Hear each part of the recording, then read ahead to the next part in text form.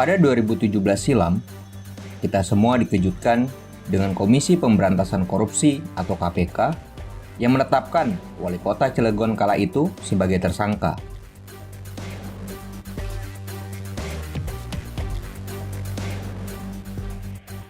Dikutip dari Kompas.com, 23 September 2017, Wakil Ketua KPK, Basaria Panjaitan mengatakan, ada modus baru dalam penyerahan uang dari pihak swasta kepada wali kota, yaitu menggunakan saluran CSR pada klub sepak bola di daerah.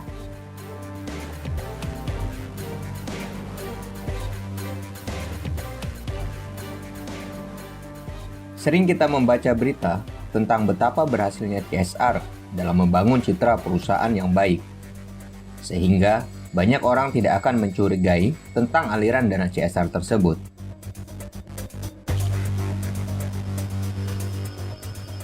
Dari berita tadi misalnya, CSR yang tidak diawasi dengan benar ternyata dapat dijadikan modus korupsi dan cuci uang baru.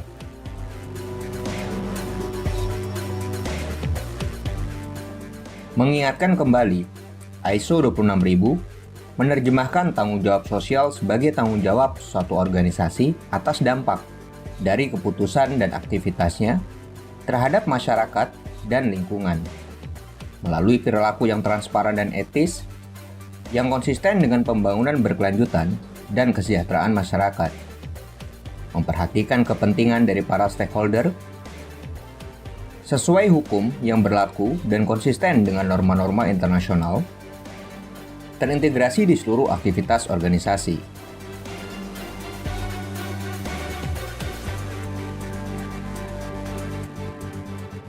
Dari uraian ini, jelas CSR bukan sekedar bagi-bagi uang atau mendanai yang seharusnya menjadi tanggung jawab pemerintah.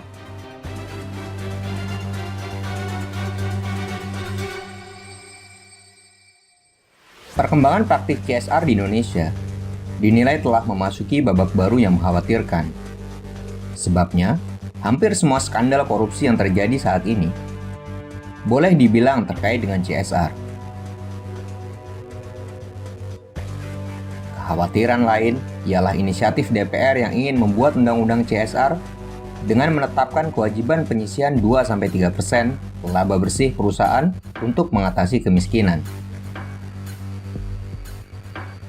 Kalangan dunia usaha menolak karena RUU CSR dianggap tidak sejalan dengan logika CSR. Ada 4 larangan dan 8 anjuran untuk pemerintah dalam mempromosikan CSR. Pemerintah dilarang menyempitkan dan membelokkan pengertian CSR menjadi sekedar donasi perusahaan. Kedua, pemerintah sebaiknya tidak mengatur jumlah atau persentase dana CSR yang harus dikeluarkan oleh perusahaan, mengingat dampak yang ditimbulkan oleh suatu perusahaan bisa berbeda-beda. Dua larangan lain ialah menyempitkan CSR menjadi sekedar pengembangan masyarakat, tetapi CSR harus bertujuan mencapai pembangunan berkelanjutan.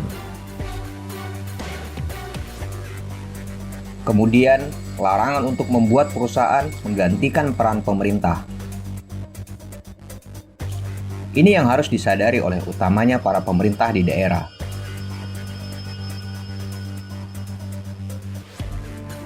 Sedangkan 8 hal yang dianjurkan ke pemerintah, antara lain, menegakkan regulasi terkait perusahaan yang sudah ada, melakukan harmonisasi atas regulasi tata kelola, ekonomi, sosial, dan lingkungan yang sudah ada.